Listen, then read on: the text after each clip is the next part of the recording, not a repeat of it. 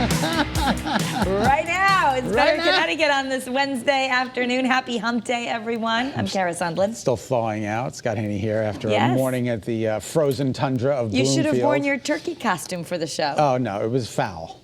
It was really foul. Before we go any further, we have to wish a very, very, very special anniversary to Rich and Lisa Vitale. 25 years of marital bliss today. Rich works behind the scenes here at Channel 3, and he and his lovely wife live in Cromwell. And they have two lovely children, and they're celebrating 25 years of marital bliss today. So happy anniversary. And I love, because he always posted his wife as his best friend. Absolutely. Yeah. It's true. There's a round of applause for you, Rich. There you go. You can't hear him, but he's saying thank you very much, and this means a lot, because Rich is a guy who comes, he has a big heart. Yeah, and without Lisa.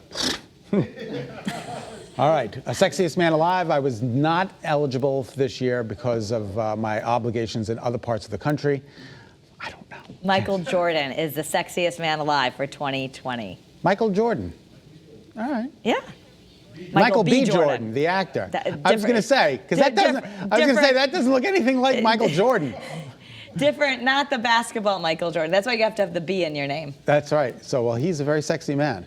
He is very sexy. All right, now, Kara, I want you to look at the list because we have it. Do you have it? Yes, but I just also want to mention that Dan Levy from Schitt's Creek is the sexiest man alive in quarantine, and he's been doing some really funny things like baking and puzzles. How do I get to meet Michael B. Jordan? That's what I want to know. Maybe you could become the sexiest man alive in another year, and then they'd have like a red carpet reunion, event. like a red carpet thing? I don't think that's going to happen.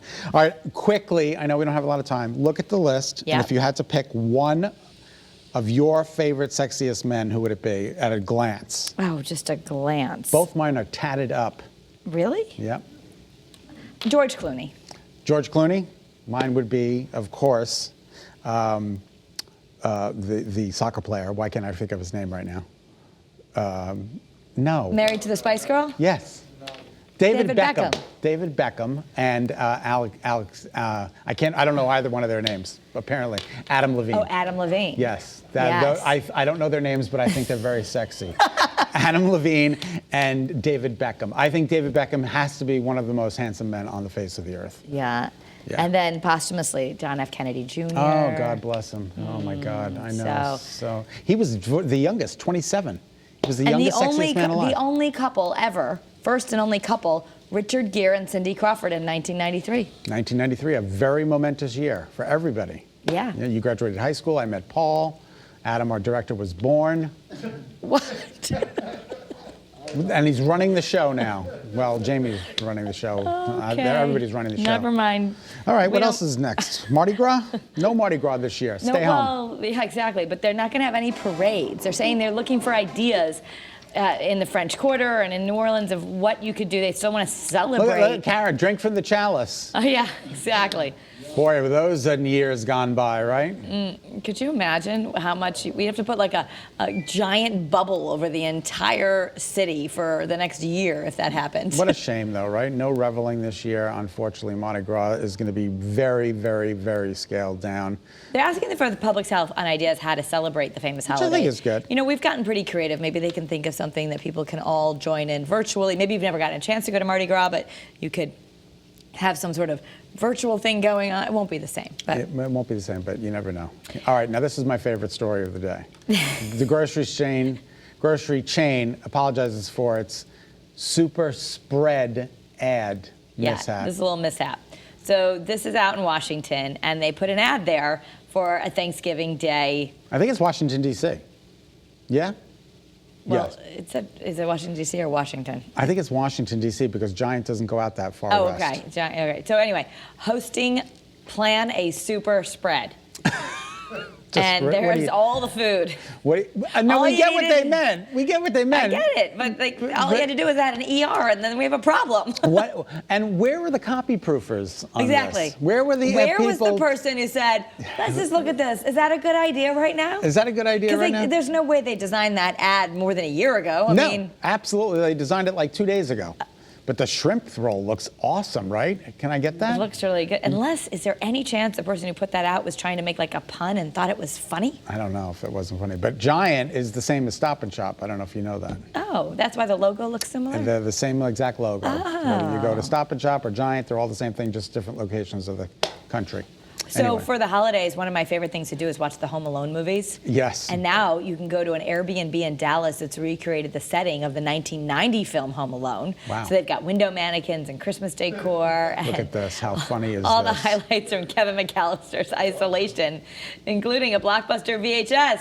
You Look get some at- aftershave and ice cold milk and a cheese pizza delivery. Isn't that absolutely awesome? They've recreated the whole set, and That'd you be can so go fun. there. I think it's pretty reasonable. $149 a night. Not bad. That's not bad. Yeah. I think that's absolutely awesome. You could just go with only your family and watch the movies, and then you won't have a super spreader. Exactly. Now, Kara, this next story, no matter what they say, don't believe it. That's all I have to say. Go ahead. The Twitter is evolving beyond tweets. Yep. Go It's ahead. introducing disappearing posts. Nothing ever disappears. Oh, you know what? They're trying to be, they're called fleets. Nothing disappears. It's like ladies and Snapchat. gentlemen. It's like Snapchat. Do you agree? Nothing disappears?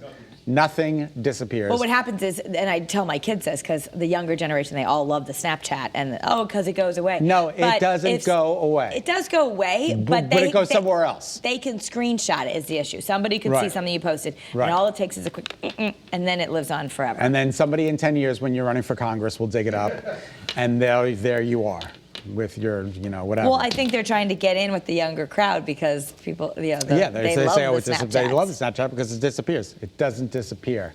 Just letting you Everything is always forever. It's always forever. And never take a picture of what, ever.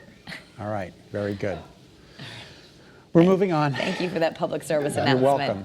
With Thanksgiving almost here, Pepsi now has a limited edition apple pie flavored Pepsi. Why?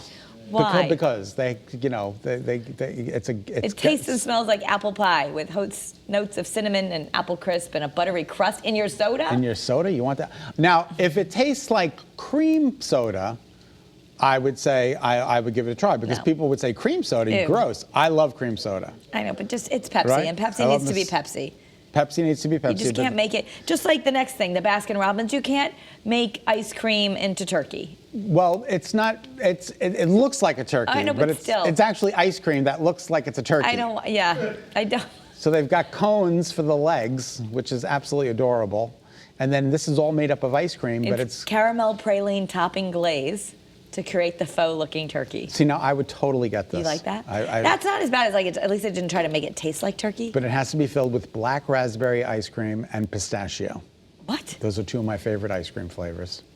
Well, they're filling it with other things. Like chocolate or And chocolate peanut butter. chocolate peanut butter and yeah. a whole host Has of to different go with things. the caramel praline, I guess. I guess so. Everything's got to match. This story made me smile today, and I wanted to share it with everyone. It's World Prematurity Day, and they were showing some cute little preemies, adorable, from Hartford Hospital. I was just amazed at the statistics. Look at this is from Hartford Hospital. One of the God little bless. babies. Look at these little preemie yeah, babies. if you want to see something that's going to make you so smile, you can look Oh on my the Hartford God, Hospital oh my God, oh my Instagram God, oh my God, oh my God. page. Preemie strong. Look at how adorable this is. Oh my God. Approximately 15 million babies are born preterm each year. Isn't that what March of Dimes is behind? Yeah, a lot of times, Pretty or much Birth more- Defects, but yeah, Yeah, both. that's really yeah. that's a good organization too. Oh, so All the adorable. preemies. And for all the latest. We got them both today, Kara. I'm breaking news. Oh. we Kay just got- and Lawrence it's- are both with us We today. better get right to them. People TV is right here on Channel 3, and Tay and Lawrence are both here. Guys, what do you have for us? We're listening. Tonight on People, after 3 miscarriages and a series of pregnancy complications, Brianna Lockwood was told she would never be able to carry a baby, and she'd lost all hope of ever becoming a mom. That's when her own mom, Julie Loving, stepped in. This is Briar here. So her name is Briar Juliet after mom. Brianna Lockwood cannot stop gushing about her bundle of joy. Her mom, 51-year-old Julie Loving, was her surrogate. Julie gave birth to her granddaughter. She was born on November 2nd.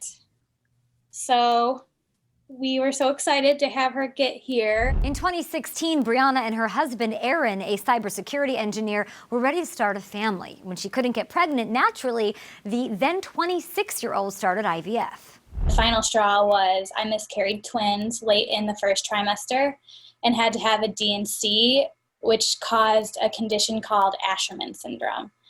So that's where there's like bands of scar tissue in my uterus and I cannot get pregnant as easily anymore. This incredible story on tonight's People.